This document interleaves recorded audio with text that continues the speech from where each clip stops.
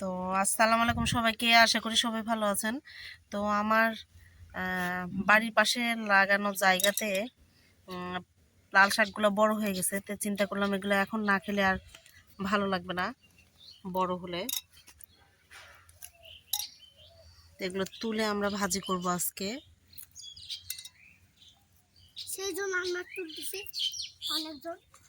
আমার মা ভিডিও করতে চায়, মানে মাছ কান দিয়ে তুল এই জন্য তুলতে কোথায় তোর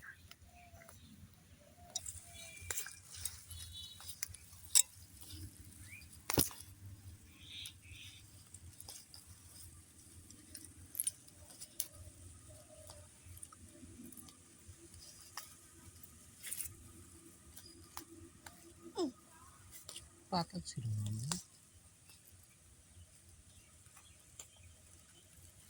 পাতা ছিঁড়তে না গাছ তো এই নাও আরো বড় হচ্ছে।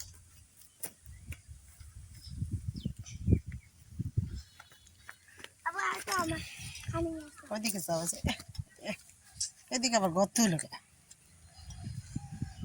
আল্লাহ, দেখো মাশাআল্লাহ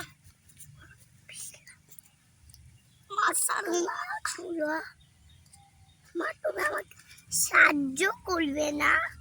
না মা মা, তুমি সাহায্য করো। তুমি কি কি তুলছো দেখি? তুমি কি তুলছো? এই শাক যে, তুলছো? ওরে বাবা, তোমার জন্য তো তো শাক তুলতেছো না শাকের পাতা তুলতেছো মা?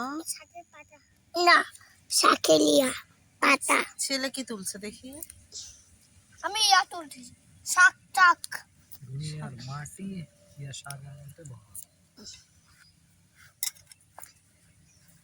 হ্যাঁ এগুলো শাক নেওয়াই তো ভালো হয়।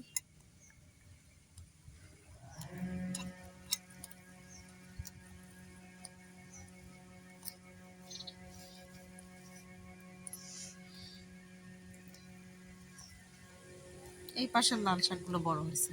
দেখি আমি ওই পাশে যাই। লাল শাকগুলোর মধ্যে বালু। ভালো হচ্ছে ওই এটা লোড থাকবে তো অনেক জুতা।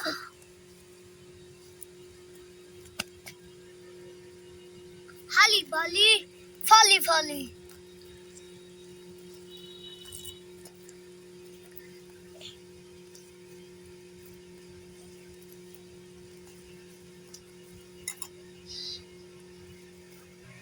যে অবস্থা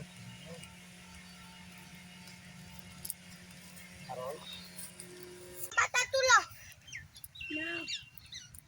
তো এখানে আমার বাগানের ধনা পাতাগুলো তোলা হচ্ছে। আমি একটু খিচুড়ি বসাই দিছি সকাল বেলা, ধনা পাতাগুলো সেখানে দিব।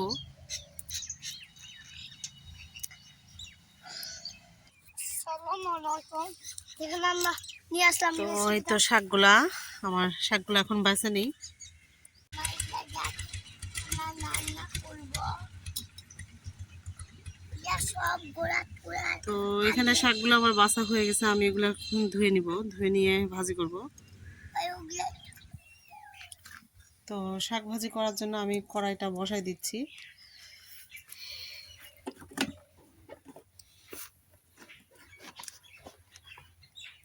তেল দিয়ে দিচ্ছি, যে অল্প একটু শাক, পেঁয়াজটাও বেশি সেজন্য কাটি নাই।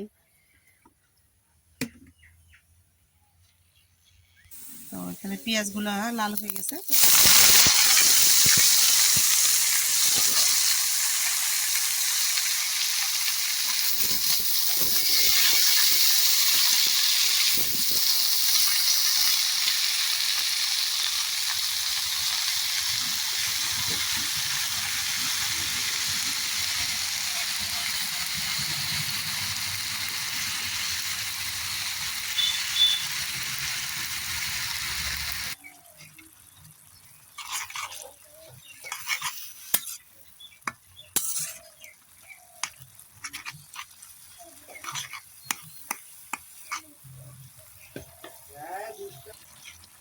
তো শাকের পানিগুলা অনেক লাল হয়েছে, আপনারা দেখতে পাচ্ছেন। নিজের ক্ষেতের শাক আর কোনো সার বিষ দেওয়া নাই।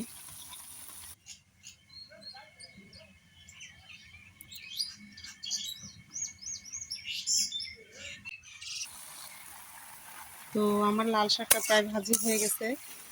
দেখতে পাচ্ছেন যে কি পরিমাণ লাল হয়েছে শাকগুলা।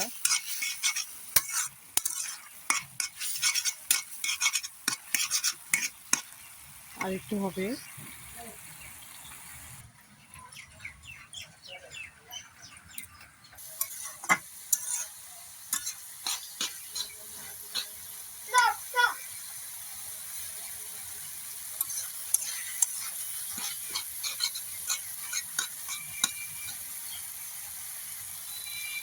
শাকের পানিটা ভালো মতো না শুকালে মানে খেতে ভালো লাগবে না, পানি পানি লাগবে। তাই পানিটা একটু শুকাই দিই, না হলে শাকটা খেতে ভালো লাগবে না।